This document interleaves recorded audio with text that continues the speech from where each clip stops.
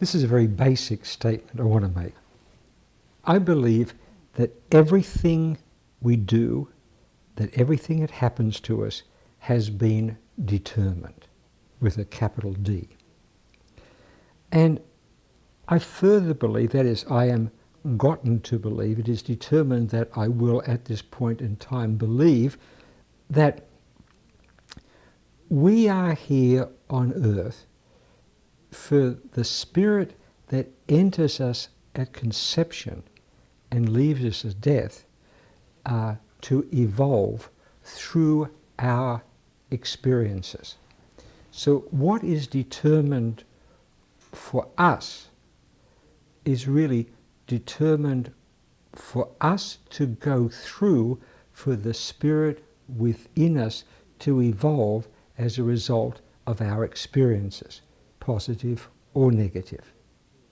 So yes, it's determined that that I will have the illness, but it's determined that I will have the illness because that's just what the spirit inside me needs at this moment for its evolution, as all determined. So it's determined for me and for the spirit. And it's as if we are here to be like this vehicle through which the spirit can evolve. And to me, this makes sense of the spirit world, which seems very hard to deny once you have enough experience with psychics, that there is this spirit world or worlds in which these spirits exist when they're not incarnated inside us on earth. But so it's all determined when, how, I don't know. I believe, for the sake of what appeals to me anyway, that that's all determined in a future universe, that we will go through this for the spirit to evolve. Now,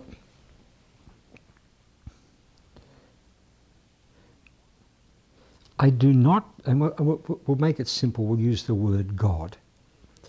I do not believe that God is love. But I'm keeping it simple and anthropomorphic. But I believe that God has given us the capacity to love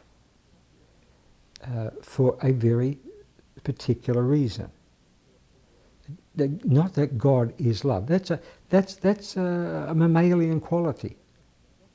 As far as I know, God is not a mammal. Yeah? So, but God, I use that in quotes, has given us the ability, the faculty of love through the mother. Through the mother. So why, I mean, many creatures, most creatures, don't have mothers that they even know, and as far as we know, have nothing to do with love. But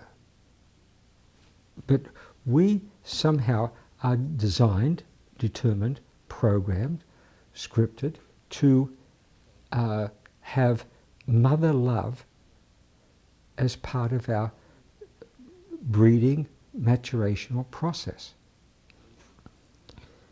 So, to me, God is not love, but the giver of love to us as maternal love. Why?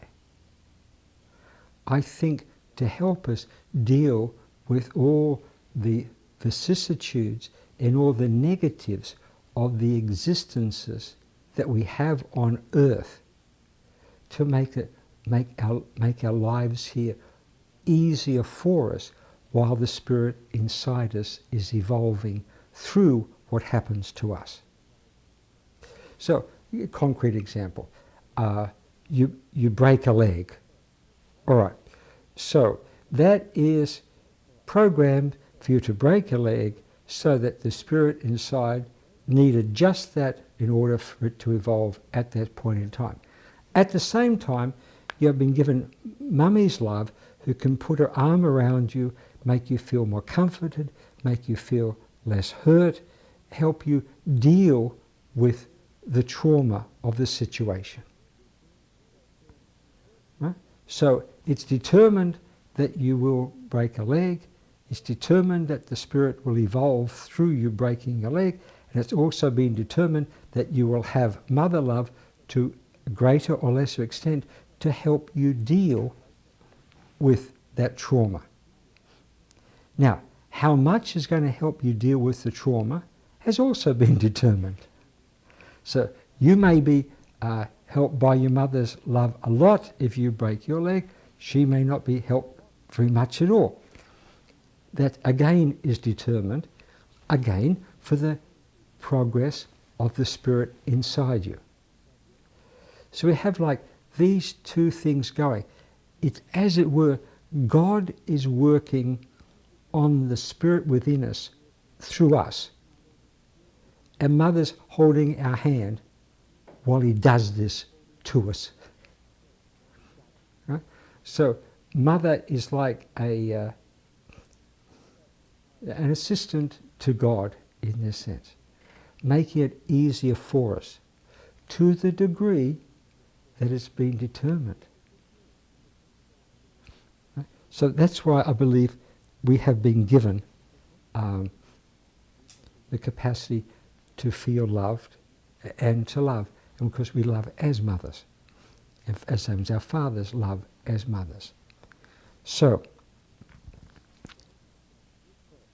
God doesn't give love. God is not love, but he gives us love as the mother for the purpose of her holding our hand while we endure the sufferings that he puts us through for the evolution of the spirit inside us. And that's the most concise statement I can make about my present philosophy of life.